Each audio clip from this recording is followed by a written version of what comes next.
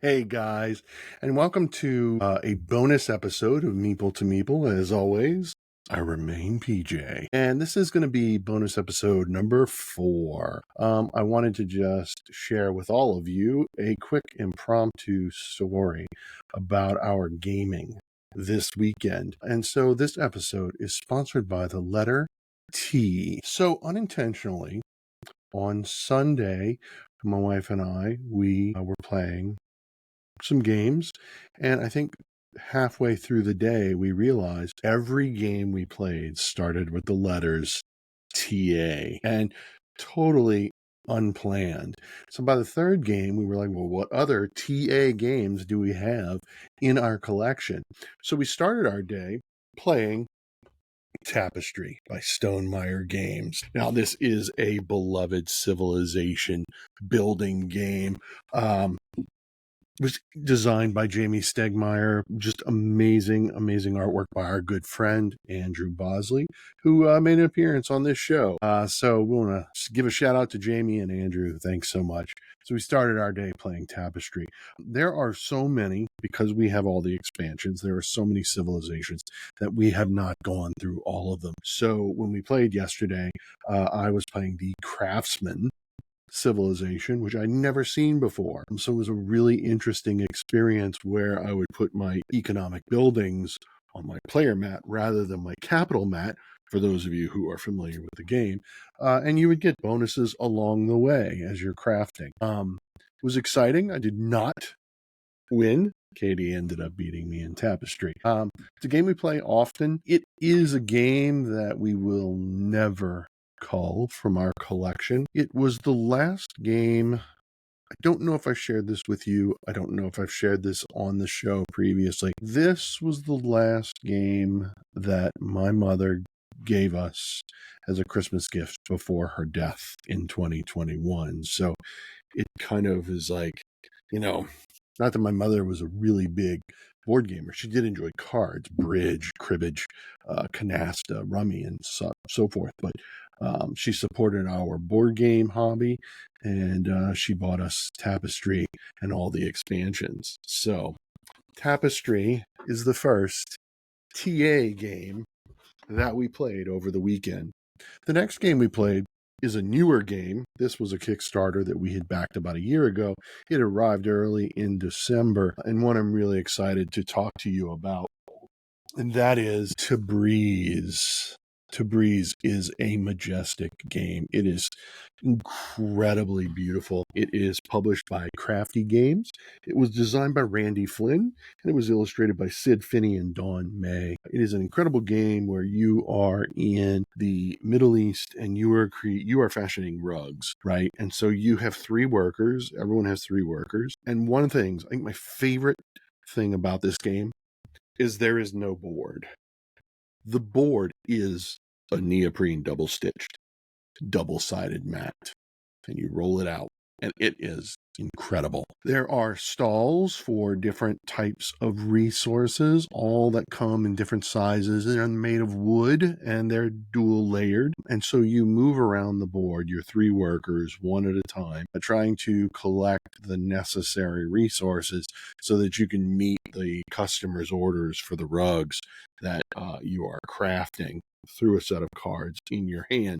To get more, there's a middle section where you can draw 1 card and get 4 coins, or you can draw 4 cards and keep 1. When you fulfill an order, you get a bonus right away in money, in resources, even in bonus points. But also, you slide it underneath, and you have like a little workshop area at the bottom of your player mat.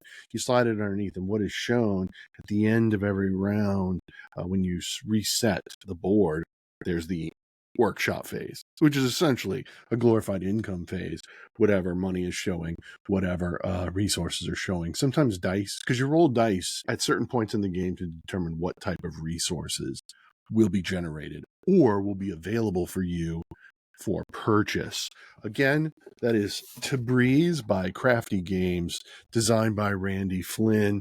We strongly recommend taking a look at it if you haven't. It is absolutely incredible.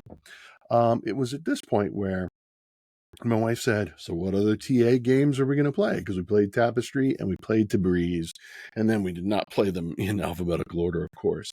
So I was like, well, why don't we grab a light one and let's play the beloved Takenoko. Who doesn't love the cutest set of pandas and gardener and beautiful bamboo? This game is so simple, so accessible, and yet it has a lot of emergent qualities. The more you play it, there are more strategies every single time. It was designed by Antoine Bauza. We love him to death. It was published by Matago and Bombix Games. So we played a Takenoko. And what can I say? Takenoko is the classic experience. If you played it, then you know the beautiful pink, yellow, or green hexes that you place on the board. So my initial draw, there's panda cards, gardener cards, and emperor cards. Basically, it wants you to set up tiles in certain locations. So the panda card wanted to eat pink bamboo. The gardener wanted to grow certain bamboo of different heights in pink, and then the hexes had to be pink and irrigated in order to grow bamboo. And wouldn't you know it, it was probably 4 or 5 rounds, 4 or 5 draws of hexes, because you can draw 3 hexes and play one as an action. And between myself and my wife, no pink. That was rather fun. Took me a while, but I ended up eking out a pretty considerable win. But so our second game of the day, once again, Takenoko by Antoine Bauza. So we're really thankful for that. And we decided to play a heavier game, one that we have recently gotten the big box to hold all the contents of all the expansions. We also have all the expansions. We've talked a little bit about it on previous episodes. It is probably the most beautiful game that we have ever played and that we even own, and that is Tang Garden. And this is the big box. So Tang Garden. This is so beautiful. Guys, I really can't stress enough how beautiful this game is. It's just incredible. It was published by Thundergriff Games, and Andrew Bosley also was a contributing artist. It was designed by Francesco Testini, Pierluigi Zizi, and Pierpaolo Paoletti. I apologize to all 3 of you for having butchered your names, but your game is amazing. It's beautiful, 3-dimensional cardboard trees, pavilions, bridges. There's even little miniature cats that you can play.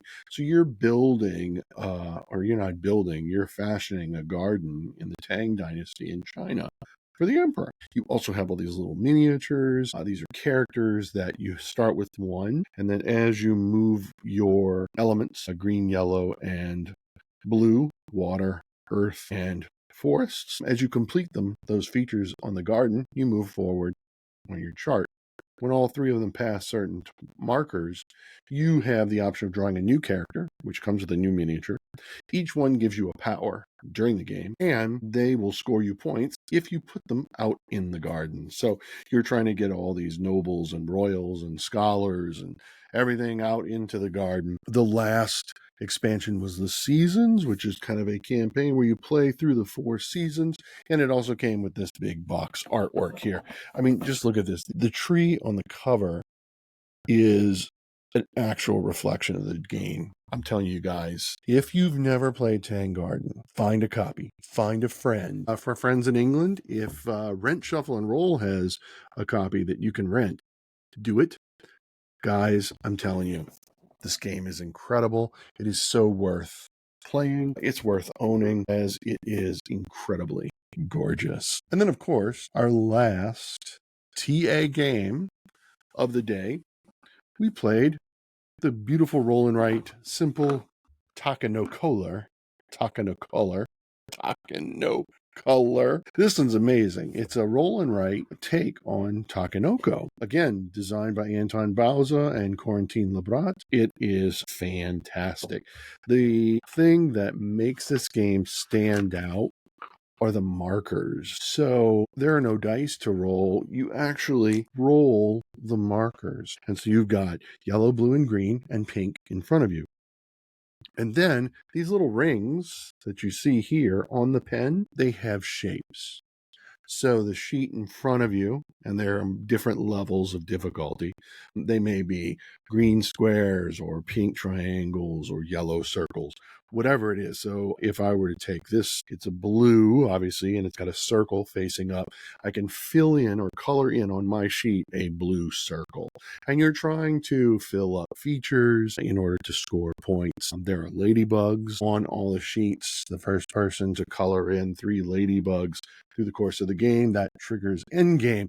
But it's just a really unique feature where you simply take the markers, roll them on the table, and then each player, in turn order, draws one and colors it in. Straightforward. The first player marker is an adorable panda meeple made of wood, so that everyone knows who that active first player is, who's rolling the markers. So that was our weekend gaming. That was finally, again, that is Take no Kolar.